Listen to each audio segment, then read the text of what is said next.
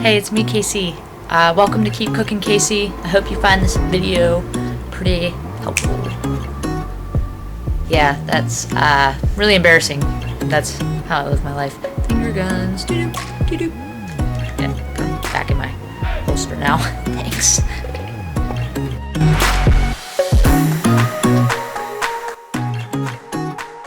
Hey guys, it's KC from Keep Cooking KC. Today we are doing dirty rice the regular way, or at least my regular way. I know you probably saw the vegan version, which was totally bomb, but this one is if you like meat, and it has lots of meat in it, so follow along. Alright guys, as per the usual, let's roll.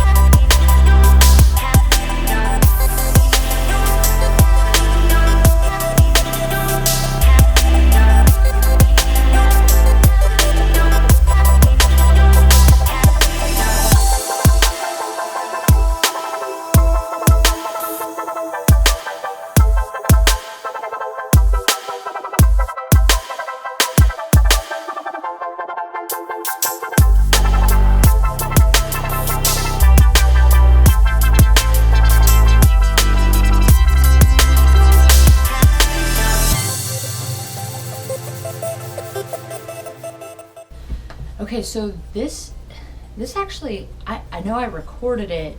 This is a first for me using the pressure cooker. Usually what I do is I will sear it as you saw, and then I will put it in the oven for about like 2 hours, almost 2 hours, and let it rest in the oven with a piece of foil over it. It tells you how to do it in the directions on my blog. So the difference in the pressure cooker and the oven, so I love it both ways, but I'm gonna go ahead and say I prefer the oven. Maybe I just don't know how to use the pressure cooker well enough to say differently. The oven gives it more flavor and keeps it crisper. The pressure cooker, on the other hand, makes it so tender that like it literally melts in your mouth. So it's difficult. It's a very difficult one to choose on which one I'd rather do, but I'm gonna say oven. But if it's in, if you only got a little bit of time, that pressure cooker, man, that thing cooked it in like half an hour. So time, I guess really time is of the essence in that one. So normally though, like I said, I usually do it by oven. In this video, I just did it by the pressure cooker. So which I do. I do love that thing. I'm gonna tell you, thank you husband and kids for that one, because I love it.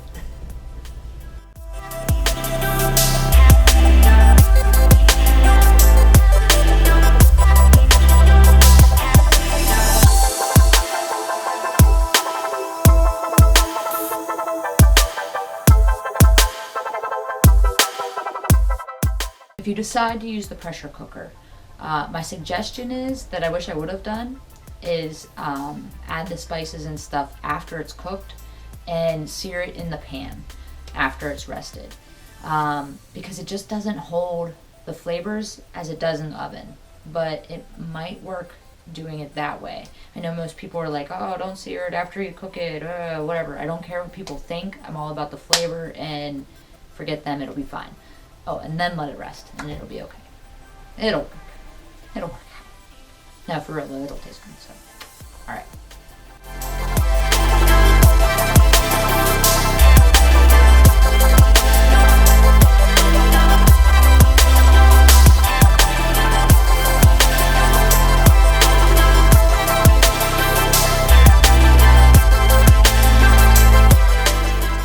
So you might have noticed that my vegetables were already kind of pre-cut.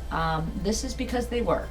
So usually whenever I buy them, what happens is that I'll use them for a meal, but like I won't need the whole vegetable. For instance, the red, orange, and yellow peppers. In this meal alone, you don't use the whole thing. You only use about a third.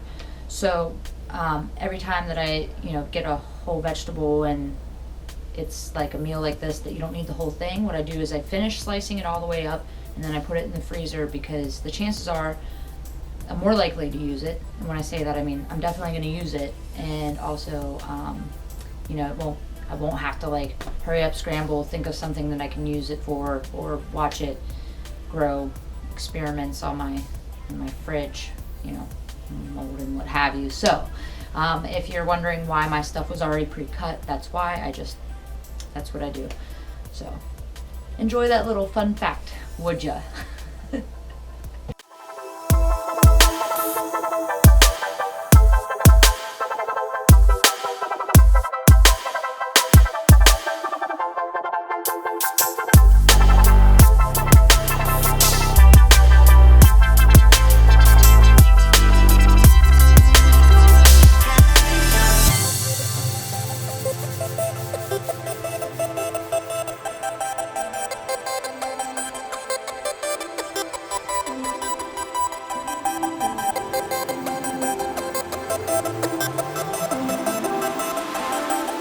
So you'll probably notice what I did was I took the vegetables and I put them in the same pan that I seared the roast in, right?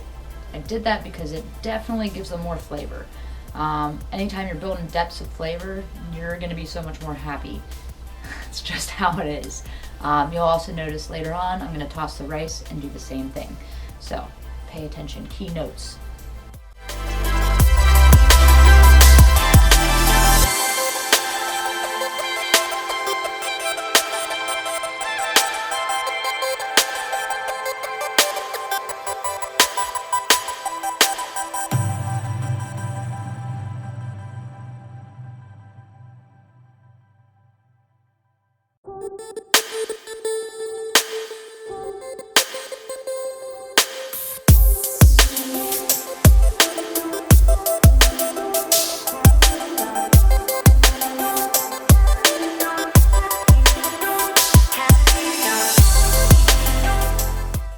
Whether you use the pressure cooker or you're using the oven, make sure to let your meat rest. Once it's finished, bring it out, plop it down on a wire rack if you got it. If you don't, worst case scenario, just let it sit, it'll be cool.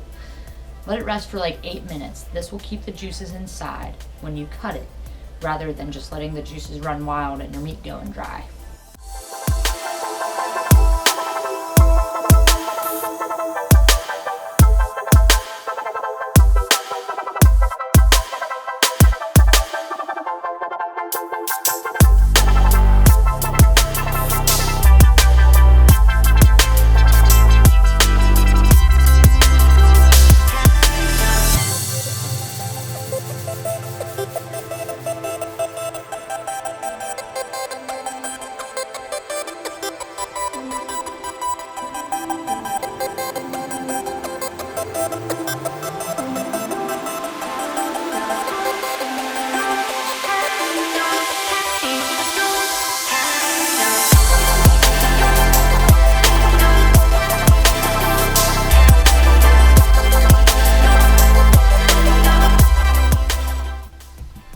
once you have mixed it all together, I hope that you know how good it is, along with the spices on it.